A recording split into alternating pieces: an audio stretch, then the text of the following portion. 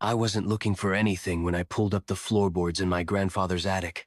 The boards had creaked every time I walked across them as a kid, but now, a decade after his funeral, they sounded different hollow.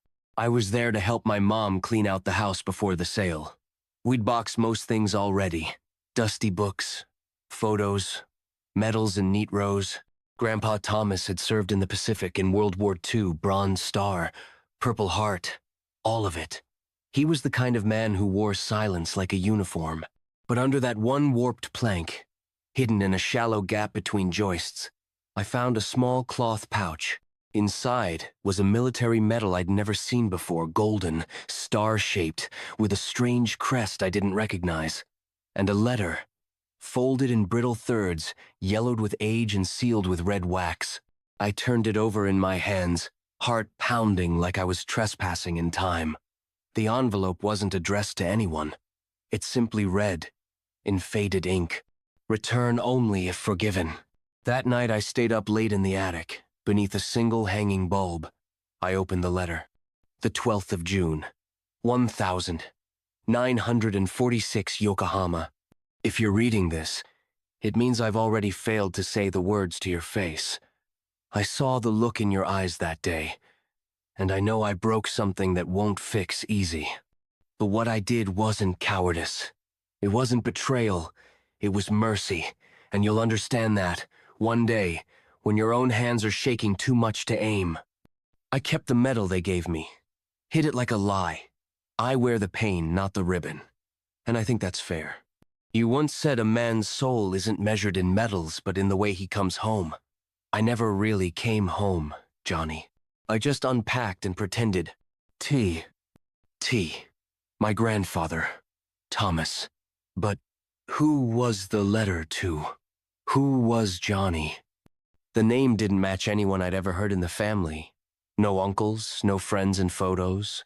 And the medal, it wasn't listed in any of his military records. At least not the ones we had. I took a picture of the medal and ran a reverse image search. It wasn't American. It was Japanese. A military decoration from the Empire of Japan. My grandfather, the war hero, had hidden a Japanese military honor beneath his floorboards. I called my mom, asked if she knew who Johnny was. Her voice changed immediately, went quiet. Johnny was his brother, she said. Your great uncle. They enlisted together. Only your grandfather came back. But why? Why hide that? She paused. Because they fought in the same unit, and only one of them came home, with something to hide. That night, I booked a flight to the military archives in San Diego. If there was a secret here, it was buried under more than wood. It was buried under 60 years of silence. The military archive in San Diego wasn't a place for answers. It was a place for silence rows of beige folders, black and white photos, redacted paragraphs. I spent nearly 6 hours with a volunteer historian, flipping through service records, death logs, and debriefs from Company C, Twand Marine Division. I found Johnny's name on a roster from 1945, Jonathan M. Aldridge, listed as MIA presumed Kia after an ambush near Okinawa. No body recovered. No final report. Just a date. May 20, honest, 1945. But then I found something odd. A field report written 2 weeks after the ambush referenced a survivor returning from enemy territory, wounded but alive, refusing debrief. The name was blacked out, but the handwriting at the bottom was clear. Escorted to safe zone by Japanese officer under white flag. Discrepancy noted. A Japanese officer? I showed the historian. He squinted, whistled. That's rare, he said. Japanese officers didn't escort Americans back. That's the kind of thing they'd call propaganda, unless it was real. I sat back in my chair. And if it was real, then someone high up buried it. Might explain the medal. A survivor. Escorted by the enemy, refusing to speak, hiding a Japanese honor under his floorboards for 60 years. But that still didn't explain Johnny, or the letter. I flew back home and dug through the attic again. Old trunks, boxes of negatives, envelopes sealed with tape yellowed from decades. In the bottom of a crate marked 1967, I found a small notebook. It wasn't labeled. Inside, every page was written in my grandfather's tight, square handwriting. The first entry was dated July 1945. The first words, "I left Johnny in a rice field. He was breathing when I walked away." I froze. The next few pages were smeared, possibly with water damage, maybe tears. But the story was still there, clear, painful, written with a kind of guilt that ink alone couldn't carry. Johnny had been hit in the leg during the ambush. They were pinned, out of ammo, surrounded. Thomas, me grandfather, dragged him into cover beneath a thick tree line. Johnny told him to leave, told him he wouldn't make it, that he couldn't walk. But Thomas didn't leave. Instead, he flagged a white cloth from a broken uniform sleeve and waited. For 2 hours, he waited with his brother in enemy territory. And then, impossibly, a Japanese officer approached. According to the notebook, the man was barely older than they were. He spoke broken English, gestured with open hands, saw the injury, saw the two brothers, said one word, trade. Thomas offered himself. Let the Japanese soldier take his rifle, dog tags, jacket. In return, the soldier helped him carry Johnny toward the coast, avoiding patrols. At one point, Thomas passed out. When he woke, the Japanese officer was gone. Johnny, too. And then the notebook ended. No resolution. No ending. Just a final line, dated September 3rd, 1945.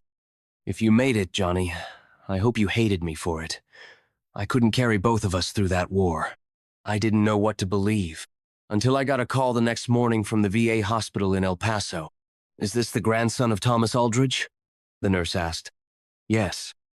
"Then you might want to speak to someone. A Mr. Junichiro Saito. He said your grandfather saved his life, and he has something to give back." Junichiro Saito. I didn't recognize the name, but I got in my car and drove 700 miles in a daze. Mr. Saito was 94 years old. His voice was thin but sharp. He wore a brown cardigan and had photographs framed on every surface of his room, most of them, of cherry trees, old military reunions, and one black and white photo of two soldiers walking through a jungle. One American, one Japanese. He greeted me like he'd known me all his life. "Thomas was my mirror," he said in broken English. "We met in death, but both chose life." He explained everything. He was the Japanese officer. He disobeyed orders to execute the wounded. When he saw Thomas and Johnny, he said he saw Brother Sand couldn't kill them. Instead, he struck a deal. Thomas gave him his uniform and dog tags. In return, Saito smuggled both brothers toward the coast. But on the third day, they were ambushed again. Saito was hit in the shoulder. He lost track of Johnny during the confusion. When he returned with help, only Thomas was still there, half-conscious, bleeding, with Johnny's dog tags in his hand. They carried Thomas to safety. Saito, captured, later released.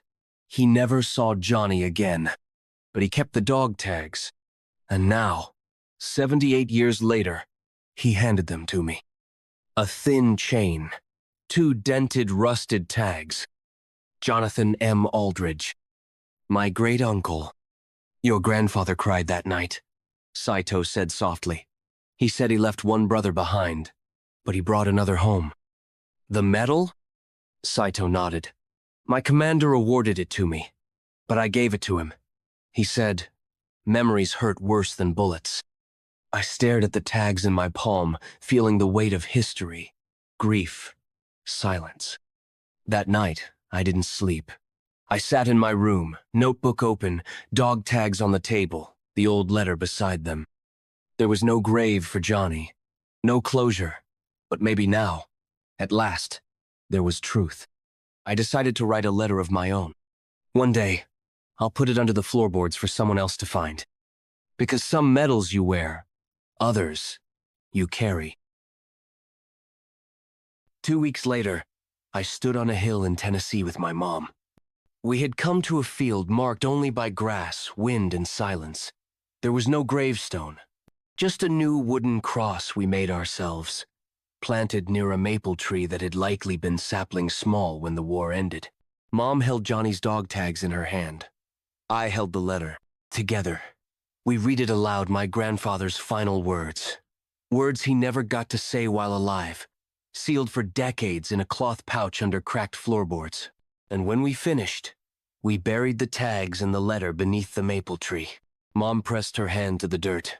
I don't know if she said anything, but I know she forgave him. Later that evening, I uploaded everything I had copies of the letter, photos of the medal, even a scan of the old field report to a public archive dedicated to unsolved military stories. Within hours, comments began to appear. One came from a woman in Illinois. My grandfather served in that same company. He always said a Japanese officer saved 2 Americans and vanished. No one ever believed him. Another from a veteran's son. We found a photo in my dad's box. 2 soldiers, 1 Japanese, 1 American, in a jungle. It matches yours. It spread quickly. People began connecting threads we didn't even know existed. A patchwork of forgotten voices, stitched together by time and honesty. And one morning, I received an envelope in the mail. It had no return address. Inside was a photo. 2 boys in uniform, smiling, arms slung over each other's shoulders. On the back, in faded pencil, it read, "Home." Before the war changed everything. I keep it on my desk now, next to my grandfather's old notebook. Not as a reminder of pain, but of truth. Because sometimes, the stories we leave behind are the only way we ever come home.